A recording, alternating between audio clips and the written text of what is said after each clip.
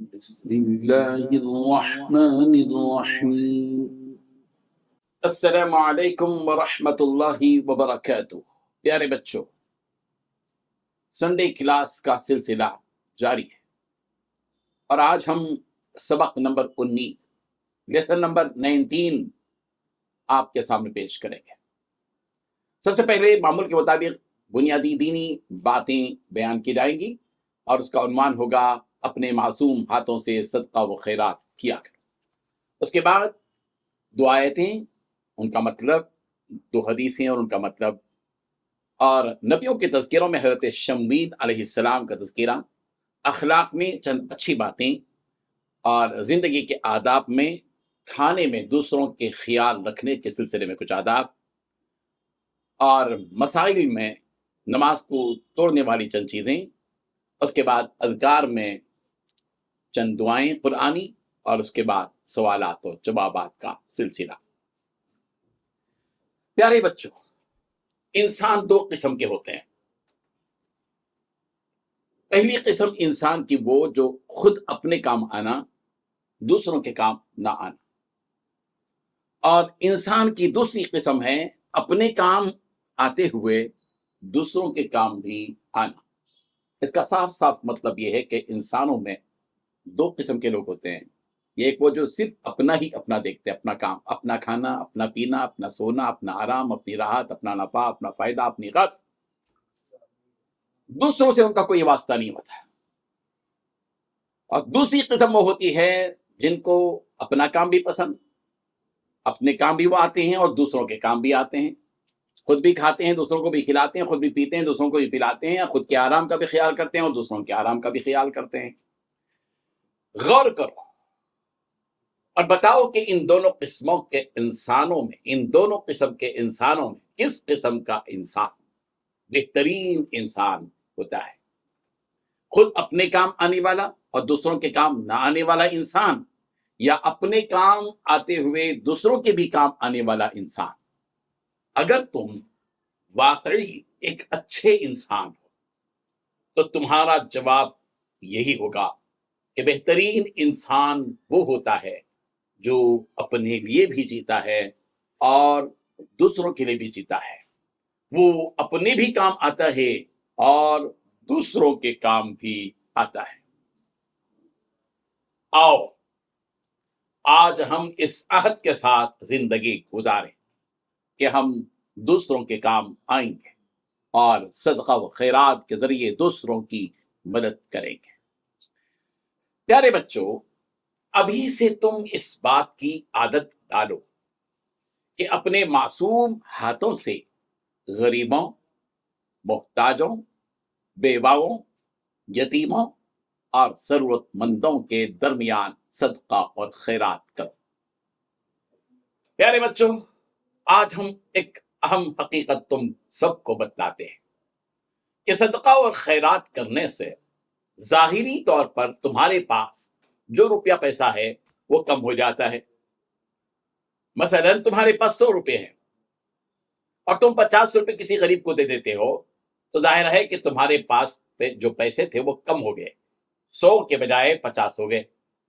لیکن حقیقت یہ ہے کہ جب ہم اللہ کی راہ میں صدقہ و خیرات کریں گے تو ہمارے پاس جو کچھ ہے اس میں کمی نہیں ہوتی، بلکہ صدقہ و خیرات کی برکت سے ہمارے پاس جو کچھ ہے اس میں اضافہ ہوتا ہے۔ جس طرح زمین پر لگائے گئے پودے کو اللہ تعالیٰ اپنی قدرت سے روزانہ بڑا کرتے جاتے ہیں اور وہ آج کا پودا چند دنوں یا مہینوں یا سالوں کے بعد درخت بن جاتا ہے، اسی طرح آج جو کچھ ہم صدقہ کرتے ہیں اس صدقے کی وجہ سے ہمارے مال میں اتنی برکت ہو جاتی ہے کہ جس طرح پودا درخت بن جاتا ہے اسی طرح ہم مال و دولت کے مالک بن جاتے ہیں۔ ایک مثال سے ہم اس حقیقت کو سمجھاتے ہیں۔ یہ قدرت کا نظام ہے۔ آپ نے کھیتی باڑی کرنے والوں کو دیکھا ہوگا، کسانوں کو دیکھا ہوگا، جب تخم ریزی کے دن ہوتے ہیں، ہل چلانے کے بعد، زمین کو نرم کرنے کے بعد، ایک تھیلا دھان چاول، جس سے پہلے کا جو دھان ہوتا ہے، ایک تھیلا زمین میں بکھر دیتے ہیں، کھیتی میں بکھر دیتے ہیں۔ چند مہینوں کے بعد، 5-6 مہینے کے بعد، وہ کسان جس نے ایک تھیلا زمین میں اناج بکھیر دیا تھا، وہ 50 تھیلے چاول جو ہے وہ حاصل کرتا ہے۔ یہ کس نے عطا کیے؟ رب ذوالجلال نے۔ زمین کے اندر جو بیج تھا اس کو پروردگار نے بالی بنائی، اور ایک بالی میں جو ہے بالیاں بنی، اور پھر اس سے 700 دانے بنے۔ قرآن مجید میں یہ بات بتلائی گئی کہ بندہ جب ایک نیکی لے کر آتا ہے، اللہ تعالیٰ اس کو 10 گنا زیادہ دیتے ہیں۔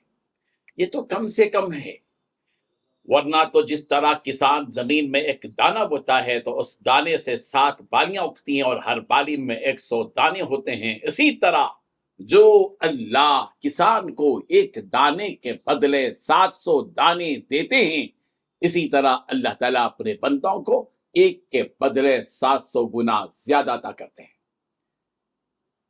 قرآن مجید میں اس سلسلے میں ایک آیت موجود ہے، مثل الذین ينفقون اموالهم فی سبیل اللہ كمثل حبة انبتت 7 سنابل فی کل سنبلة 100 حبة واللہ یضاعف لمن یشاء۔ اس کا وہی مطلب ہے جو میں نے آپ کو بتایا کہ کسان ان لوگوں کی مثال جو اللہ کی راہ میں خرچ کرتے ہیں ایسے ہی ہے جیسے کہ ایک شخص نے ایک دانہ زمین پر ڈالا، اور اس دانے سے جو ہے بالیاں نکلی، اور پھر اس میں جو ہے 700 دانے نکلے، فی کل سنبلۃ 100 حبہ، ایک دانے سے 7 بالیاں، 7 بالیوں میں سے ایک ایک بالی میں 100 دانے، تو ایک دانے کے بدلے میں کسان کو 100 دانے ملے۔ اللہ تبارک و تعالیٰ بھی ہم کو ہمارے صدقے اور خیرات کے بدلے میں اتنا ہی عطا کریں گے۔ اللہ یضاعف لمن یشاء، اللہ جس کو چاہتا ہے اس سے زیادہ بھی دے گا۔ اسی لیے پیارے بچوں، دیکھو، چلتے پھرتے اور راستہ گزرتے ہوئے جب تم دیکھو کہ مجبور اور بے بس لوگ، اندھے اور اپاہج لوگ، لنگڑے لولے لوگ بیٹھے ہوتے ہیں اور وہ واقعی محتاج ہیں، تو تم ان کی ضرور مدد کرو۔ یہ بات یاد رکھو، کسی بھی عادت کو زندہ رکھنے کی عمر بچپن ہے۔ تم اس بچپن کے زمانے میں اچھی عادتیں بھی اختیار کر سکتے ہو، چاہو تو بری عادتیں بھی اختیار کر سکتے ہو۔ کوشش کرو کہ تم اپنے بچپن ہی سے صدقہ و خیرات کرنے کی عادت ڈالو۔ یاد رکھو، صرف کھانا کمال نہیں ہے، بلکہ کھاتے ہوئے کھلانا بھی کمال ہے۔ صرف اپنی پیاس بجھا لینا کوئی کمال نہیں ہے، کمال تو یہ ہے کہ تمہاری وجہ سے سینکڑوں کی پیاس بجھ جائے۔ پیارے بچوں، اپنے گھروں میں ایک ڈبہ رکھو، اپنے بھائیوں بہنوں اور امی ابو سے کہو کہ آج سے ہم روزانہ 1 روپیہ یا 2 روپے یا 5 روپے یا 10 روپے اس ڈبے میں ڈالیں گے۔ اگر گھر کے 5 افراد روزانہ ایک ڈبے میں 5 روپے بھی ڈالیں گے تو مہینے میں 750 روپے جمع ہوں گے، اور یہ 750 روپے کسی غریب کی کام آ سکتے ہیں۔ ان 750 روپے سے کسی ایک یتیم بچے کی فیس تم ادا کر سکتے ہو۔ تم نے اپنی کلاس کے بچوں اور بچیوں میں بعض ایسے بچوں اور بچیوں کو بھی دیکھا ہوگا جو یتیم ہیں، جو باپ کے سائے سے محروم ہیں۔ ان بچوں یا بچیوں کی ماں گھروں میں کام کرتی ہیں اور ان کو پالتی ہے۔ یاد رکھو، ان یتیم بچوں یا بچیوں کو حقیر مت سمجھو، ان کی قدر کرو، ان کی ضرورت پوری کرو۔ تمہاری صدقے کی اتنی رقم سے ایک یتیم بچے کو تم تعلیم یافتہ بنا سکتے ہو۔ صدقہ و خیرات کا مطلب صرف روپے پیسے ہی دینا نہیں ہے، بلکہ اگر تم اسکول میں کسی ایسے بچے کو دیکھو جو آج اپنے دوپہر کے کھانے میں ٹفن نہیں لایا ہے، تو تم اپنے ٹفن میں جو موجود ہے اس میں سے کچھ اس بچے کو بھی دے دو۔ یہ بھی صدقہ ہے۔ بھوکے کو کھانا کھلانا بھی صدقہ ہے، پیاسے کو پانی پلانا بھی صدقہ ہے۔ اس لیے ہمیشہ عادت ڈال لو کہ تم صدقہ اور خیرات کرو گے۔ پیارے بچوں، تمہارے اسکول میں انٹرول ہوتا ہے، اس وقت تمہارے اسکول کے کسی ایک کونے میں دکان یا کینٹین بھی لگی ہوگی، جس سے دوسرے بچے مختلف قسم کی چیزیں لے کر کھا رہے ہوں گے، اور روزانہ تمہاری امی یا تمہارے ابو تم کو 5-10 روپے یا اس سے کچھ زیادہ ہی دے دیتے ہوں گے۔ یہ تو ہمارے اپنے زمانے کی بات کہہ رہے ہیں، اس زمانے میں تو اتنا بھی نہیں دیا جاتا تھا۔ تو جب بھی تم دکان میں جا کر کھانے کی کوئی چیز خریدو تو خود کھانے سے پہلے کسی ایسے بچے پر نظر ڈالو جس کے پاس خریدنے کے لیے پیسے نہیں ہیں، تو تم اپنی خریدی ہوئی کھانے کی چیزوں میں سے کوئی ایک چیز اس غریب بچے کو بھی دے دو، وہ خوش ہوگا تو یقین جانو تمہارا اور ہمارا رب یعنی اللہ تعالیٰ بھی خوش ہو جائے گا۔ تم ابھی سے اپنے دل کو بڑا رکھو، گھر میں کوئی چیز کھانے کو دی جائے تو اس چیز کو کھانے سے پہلے اپنے بھائی بہنوں کو دے کر کھانے کی عادت ڈالو، اس سے بھائی بہن میں محبت پیدا ہوتی ہے اور دوسروں پر خرچ کرنے کا مزاج پیدا ہوتا ہے۔ یاد رکھو، صرف خود پر خرچ کرنا کمال نہیں ہے، بلکہ خود پر خرچ کرتے ہوئے دوسروں پر خرچ کرنا کمال ہے۔ پیارے بچوں، جب تم کوئی چیز کسی کو دو تو خاموشی سے چھپا کر دو، ایسے دو کہ سیدھا ہاتھ دے تو بائیں ہاتھ کو خبر نہ ہو۔ صدقہ اور خیرات کرنے میں دکھاوا نہیں ہونا چاہیے، ہم اس لیے صدقہ اور خیرات کریں کہ ہمارا رب ہم سے اور ہماری عادتوں سے خوش ہو جائے۔ سب کو خوش کرنے کی چکر میں مت رہو، رب کو خوش کرنے کی فکر میں رہو۔ ہاں، ایسے کام ضرور کرو کہ تم سے اور تمہاری عادتوں سے اور تمہارے مزاج سے سب خوش رہیں۔ پیارے بچوں، یہ دین کی بنیادی کچھ باتیں تھیں جن کا تعلق اللہ کی راہ میں خرچ کرنے، صدقہ اور خیرات کرنے سے تھا۔ معمول کے مطابق ہم سب سے پہلے 2 آیتیں ان کا ترجمہ اور مطلب بیان کرتے ہیں۔ سورۃ الاعراف کی آیت نمبر 31، رب ذوالجلال نے ارشاد فرمایا، وَكُلُوا وَاشْرَبُوا وَلَا تُسْرِفُوا، اور کھاؤ اور پیو اور بیجا نہ اڑاؤ۔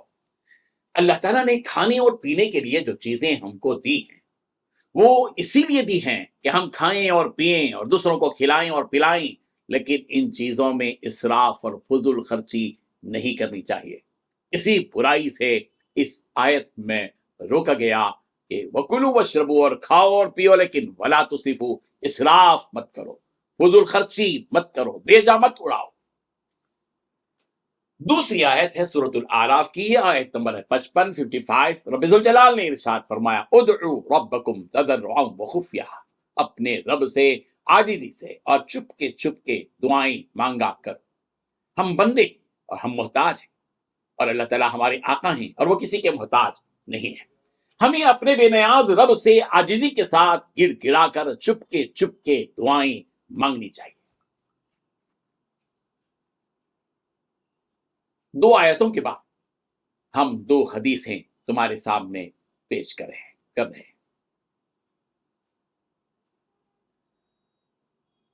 ترمذی کی روایت ہے، یہ سب سے پہلی حدیث، نبی رحمت حضرت محمد مصطفیٰ صلی اللہ علیہ وسلم نے ارشاد فرمایا، من عزا مصابا فلہ مثل اجر، جو شخص کسی مصیبت زدہ سے تعزیت کرتا ہے اس کے لیے اجر ہے جیسے مصیبت زدہ کے لیے۔ مطلب یہ ہے کہ ہم جب بھی کسی کو مصیبت میں دیکھیں تو منہ پھیر کر چلے نہ جائیں، بلکہ اس مصیبت میں مبتلا آدمی کو تسلی دیں، اگر ضرورت ہو تو اس کی مدد کریں، اسی کو تعزیت کہتے ہیں۔ جس طرح مصیبت میں مبتلا آدمی کو صبر کرنے پر اجر ملتا ہے، اسی طرح تعزیت کرنے والے، تسلی دینے والے، مصیبت میں مبتلا آدمی کی مدد کرنے والے کو بھی اجر ملتا ہے۔ دوسری حدیث طبرانی کی ہے، نبی رحمت حضرت محمد مصطفیٰ صلی اللہ علیہ وسلم نے ارشاد فرمایا، من کف غضبہ کف اللہ عنہ عذابہ، جو اپنے غصے کو روکے گا اللہ اس سے اس کے عذاب کو روکے گا۔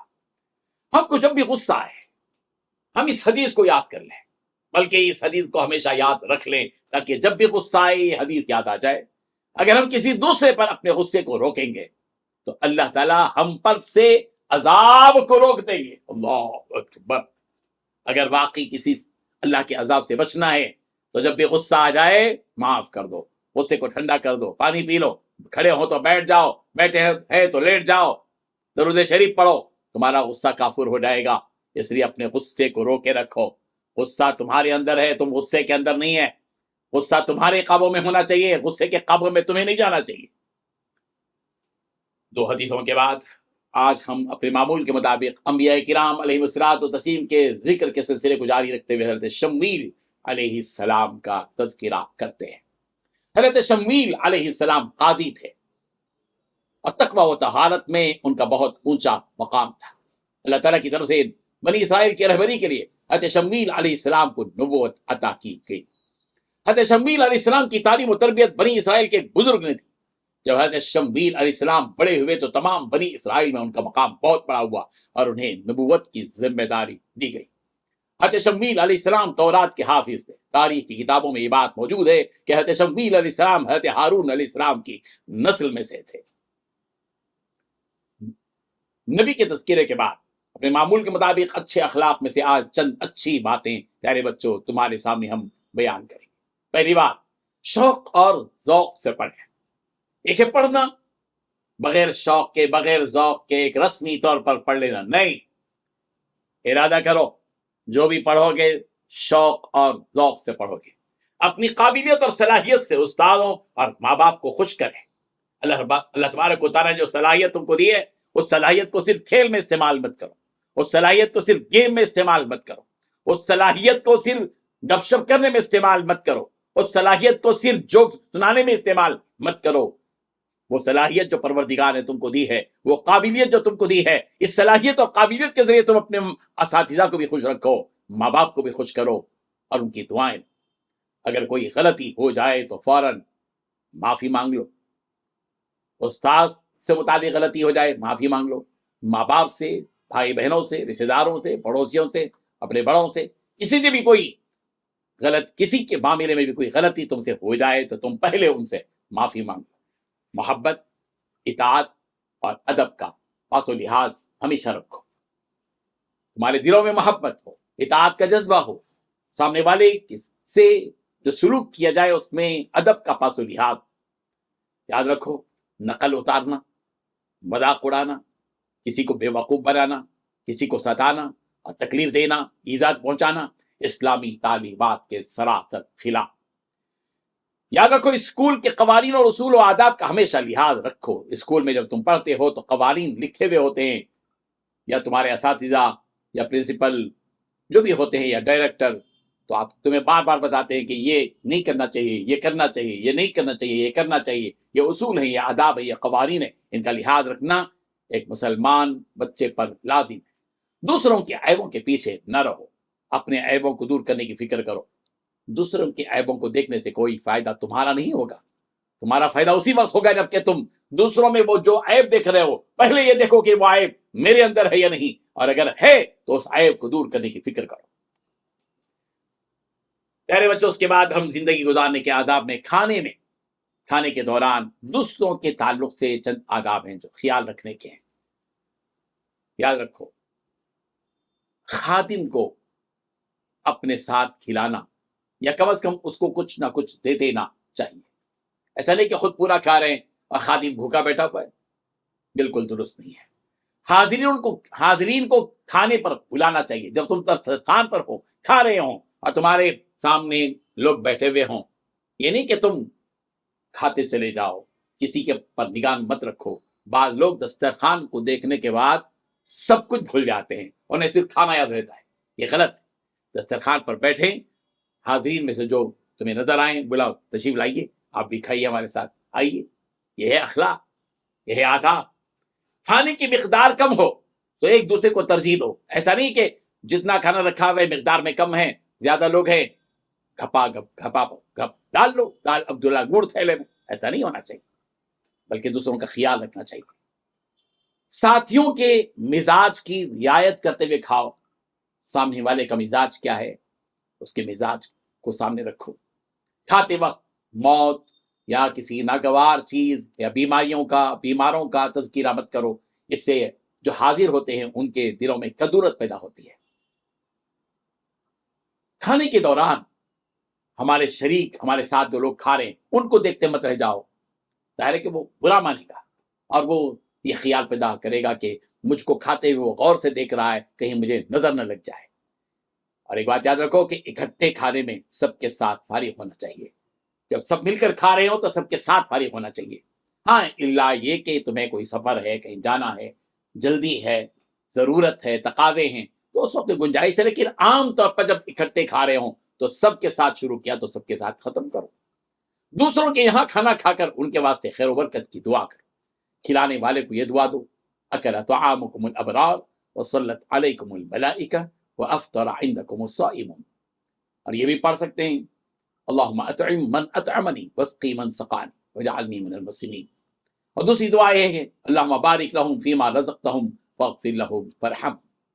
دعوت کھانے کے بعد بلا ضرورت دیر تک بیٹھے مت رہ جاؤ، بلکہ جیسے کھانا کھایا فوراً میزبان سے کہا کہ ہم چلتے ہیں، چلے جاؤ۔ وَإِذَا طَعِمْتُمْ فَانْتَشِرُوا، قرآن مجید میں کہا گیا ہے کہ ایک تو ہے کہ جب دعوت دی جائے تو غیر ناظرین انا، اس دعوت جس وقت بھی دی گئی کہ 9 بجے دعوت ہے، 5 بجے جا کے بیٹھ گئے بگونوں کو دیکھتے ہوئے انتظار میں، ایسا نہیں کرنا چاہیے، بلکہ جس وقت کھانے کا وقت ہے وہ کھانے کے وقت میں جائیں۔ اور جب کھانا کھا چکے ہیں تو بہت دیر تک باتیں کرتے بیٹھے، یہ بھی درست نہیں ہے، تو ادھر بیٹھے رسمن ٹھیک ہے، کہہ دیں میزبان سے کہ ہم چلتے ہیں، چلے آ جائیں۔ وَإِذَا طَعِمْتُمْ فَانْتَشِرُوا، قرآن مجید میں ہے کہ جب تم کھانا کھا چکو تو منتشر ہو جاؤ، چلے جاؤ اپنے اپنے گھر۔ کہیں ایسا نہ ہو کہ تمہارے زیادہ بیٹھنے کی وجہ سے میزبان کو تکلیف ہو، میزبان کے بھی کچھ مسائل ہوتے ہیں، اس کے بھی اپنی مصروفیات ہوتے ہیں، اس کا لحاظ رکھنا چاہیے، یہ آداب ہے زندگی کے۔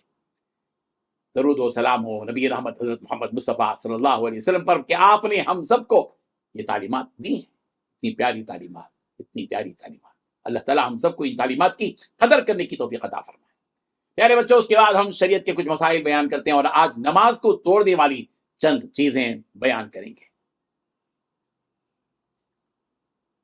یعنی وہ چیزیں جس سے نماز ٹوٹ جاتی ہے، آج ہم ان کو بیان کریں گے۔ پہلے ہے نماز میں باتیں کرنا، چاہے وہ ارادے سے ہو یا بھول کر ہو، تھوڑی بات ہو یا زیادہ ہو، ہر صورت میں نماز ٹوٹ جاتی ہے۔ نماز میں باتیں نہیں کرنا چاہیے، نماز میں جیسے ہی بات کریں گے نماز ٹوٹ جائے گی۔ نماز میں سلام نہیں کرنا کسی کو، یعنی کسی شخص کو سلام کرنے کے ارادے سے السلام علیکم یا السلام علیکم یا تسلیم یا نمستے، آداب، اس جیسا کوئی بھی لفظ اگر نماز میں کہہ دیا تو نماز ٹوٹ جائے گی۔ نماز میں سلام کا جواب نہیں دینا چاہیے، کوئی نماز پڑھے، ایک نے سلام کیا اور ہم نے وعلیکم السلام ورحمۃ اللہ وبرکاتہ، نماز ٹوٹ جائے گی۔ چھینکنے والے کو یرحمک اللہ کہنا، اس سے بھی نماز ٹوٹ جاتی ہے۔ ایک آدمی نے چھینکا ادھر نماز کے باہر، کوئی چھینکنے کے بعد اس نے کہا الحمدللہ، اور ہم نماز میں کہہ رہے ہیں یرحمک اللہ، نماز ٹوٹ جائے گی۔ نماز سے باہر والے کسی شخص کی دعا پر آمین کہنا، ہم نماز پڑھ رہے ہیں، ایک آدمی باہر نماز دعا کر رہا ہے اے اللہ تعالیٰ ہمارے گناہوں کو معاف فرما، اور ہم کہہ رہے ہیں نماز میں آمین، تو ہماری نماز ٹوٹ جائے گی۔ اسی طریقے سے کوئی بری خبر ہم کو کوئی دے، یا کہیں خبر دی جا رہی ہو کہ فلاں جگہ ایکسیڈنٹ ہوگا، کسی کا انتقال ہو گیا، اور ہم نماز میں کوئی خبر دے رہا ہے کہ فلاں صاحب کا انتقال ہو گیا، اور ہم کہہ رہے ہیں انا للہ و انا الیہ راجعون، نماز ٹوٹ جائے گی۔ یا کسی اچھی خبر پر الحمدللہ کہا کہ کسی جو ہے فلاں صاحب جو ہے عمرے سے واپس آ گئے، اور ہم کہہ رہے ہیں الحمدللہ، غلط، اس سے بھی نماز ٹوٹ جائے گی۔ کسی عجیب خبر پر کہنا سبحان اللہ، اس سے بھی نماز ٹوٹ جائے گی۔ اپنے امام کے سوا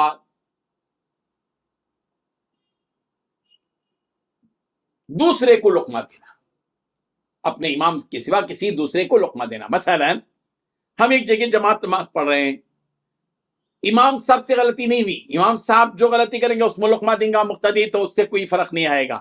لیکن باہر کوئی آدمی نماز جو قرآن پڑھ رہا ہے الف لام میم ذالک الکتاب لا ریب فیہ، اس کے بعد اس نے ہدی للمتقین کے بجائے کچھ اور پڑھ لیا، اور ہم نماز میں ہیں اپنے امام کے پیچھے لقمہ دے رہے ہیں کسی اور کو، اس سے بھی نماز ٹوٹ جائے گی۔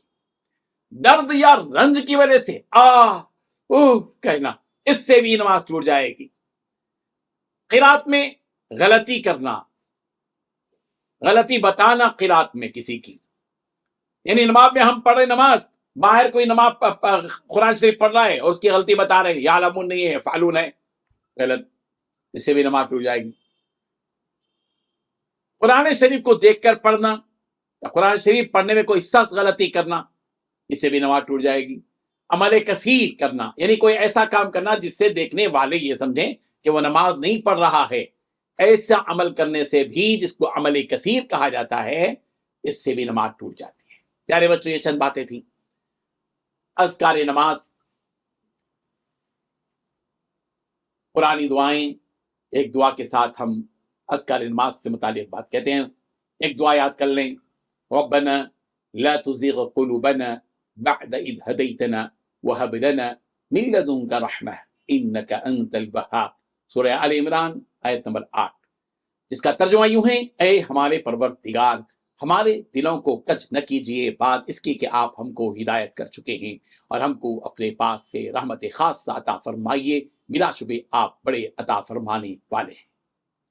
پیارے بچوں، یہ ساری چیزیں ہو چکی ہیں، اور آج سنڈے کلاس لیسن نمبر 19 مکمل ہو چکا ہے، 19واں سبق، اور سوالات کا سلسلہ سے باقی ہے۔ ہم سوال کر رہے ہیں، کیا تمہیں جواب دینا آتا ہے؟ واقعی آتا ہے تو ہم جو سوال کر رہے ہیں اس کے جواب دو۔ 15 سوالات تمہارے سامنے ہیں۔ پہلا سوال، کس قسم کا انسان بہترین انسان ہوتا ہے؟ دوسرا سوال، صدقہ اور خیرات سے مال حقیقت میں بڑھتا ہے یا گھٹتا ہے؟ تیسرا سوال، صرف کھانا کمال ہے یا دوسروں کو کھلانا کمال ہے؟ چوتھا سوال، کیا یتیم بچوں اور بچیوں کو حقیر سمجھنا چاہیے؟ اور چوتھا سوال، اور پیو اور اسراف نہ کرو۔ پانچواں سوال، یہ اور پیو اور اسراف نہ کرو، یہ حکم کس صورت میں ہے؟ چھٹواں سوال، ہمیں اپنے رب سے کس طرح دعائیں مانگنا چاہیے؟ ساتواں سوال، تعزیت کرنے والے کو کس کے برابر اجر ملتا ہے؟ آٹھواں سوال، اپنے غصے کو جو روکتا ہے اللہ اس کے لیے کس چیز کو روکتے ہیں؟ نواں سوال، حضرت شمویل علیہ السلام کو کس کی رہبری کے لیے بھیجا گیا تھا؟ دسواں سوال، حضرت شمویل علیہ السلام کس آسمانی کتاب کے حافظ تھے؟ 11واں سوال، کیا نقل اتارنا اور مذاق اڑانا اسلامی تعلیمات کے خلاف؟ 12واں سوال، ہمیں کس کے عیبوں کو دور کرنے کی فکر کرنا چاہیے؟ 13واں سوال، کیا ہمیں دوسروں کے عیبوں کے پیچھے رہنا چاہیے؟